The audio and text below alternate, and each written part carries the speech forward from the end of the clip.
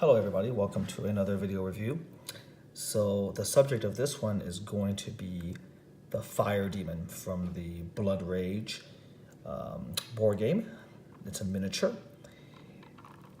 and this is by the great miniature professional painter Robert Carlson, Rogland Studios based in Sweden.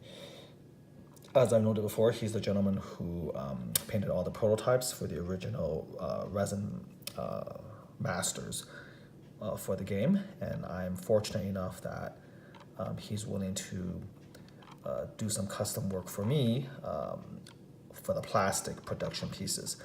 So in case you don't know, for the board game Blood Rage, of all the miniatures that you use to play the game, there's four big monsters, four main ones. So there's the Frost Giant, there's the Fire Giant, there's the Troll, and then there's the Sea Serpent. So my previous videos have shown the Frost or Ice Giant as well as the Troll. And now this, of course, is the third of the larger monsters. This is the Fire Giant. And again, he has really outdone himself in terms of sort of bringing this thing to life. I'm going to just slowly turn him around, and hopefully the black background and the black base can really make all the other colors sort of pop. Excuse me. As I said, I'm still getting over the cold I have. It's like 90% better. I just have to clear my throat every once in a while. So after this, the only one that's sort of like the bigger monster will be the Sea Serpent. There are smaller ones like the Soldier of Hell and the Dark Elf and the Valkyrie, and they're all going to be beautiful in their own right. But the four are the major, larger miniatures, and he's basically done all of them for me except the Sea Serpent, which is coming up. So, what is there really to say? I mean, he's done one version of this, again, the Resin Master, but this one, in my opinion, it's a little bit shocking because understand something. Painting a resin prototype with the sharp details is very different than painting like a plastic miniature. Your underlying quality and foundation is quite a bit different because, again, it's plastic versus resin. The details may not be as sharp. Now, Cool Mini or not does produce very, very good miniatures. I mean, they're about as good as plastic miniatures gets in terms of the molding and the sharpness of the cast. But it's still, it's still not resin, to be fair. And so, for Robert to sort of bring out all of this detail, to apply still all of his techniques to this is pretty impressive. Okay, I'm just trying to sort of linger on the metal effects, the glowing red ruins, the detail of the shading of the skin, the glowing skeleton eyes that are the tips of his braids, of course, the maw of the giant himself, his glowing eyes. All of this stuff is pretty amazing. He has a really nice base, the lava base right there. And then, of course, his fire sword with the tip glowing red with lava effect.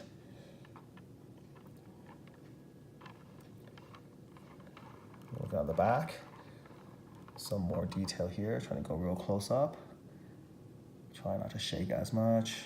Here's again the back part of the sword. And then the detail of the hair. Try not to move. So hopefully, I'm basically bringing my iPhone camera to within about 2 inches of the subject matter to sort of give you an idea again of the extraordinary detail he's put in. And if you've seen my videos on his professional paint-ups, then you've heard me say this already, but there's just a certain way that he airbrushes and applies the layers. I mean, it's a lot of technique and a lot of, I would guess, tricks that he's developed over the years and decades that he's done this professionally, where his pieces just pop.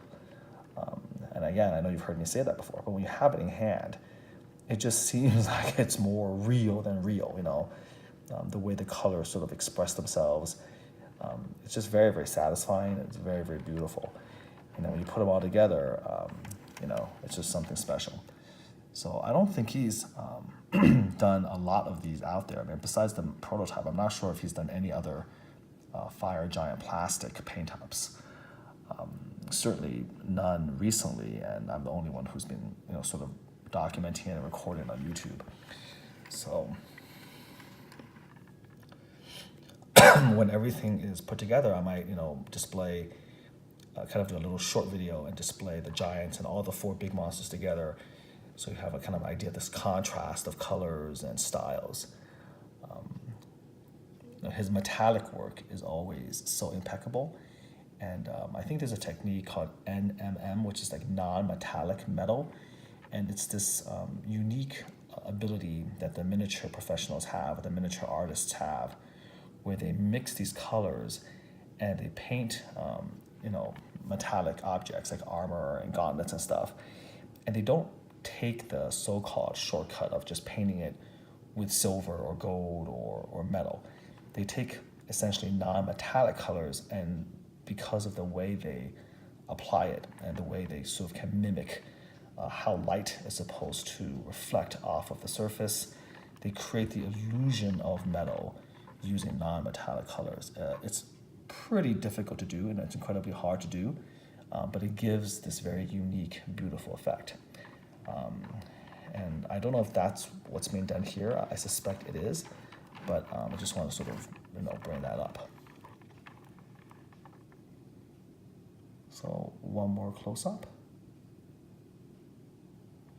So you can kind of, again, appreciate, you know, I mean, not only the paint job, which is, of course, you know, award-winning work.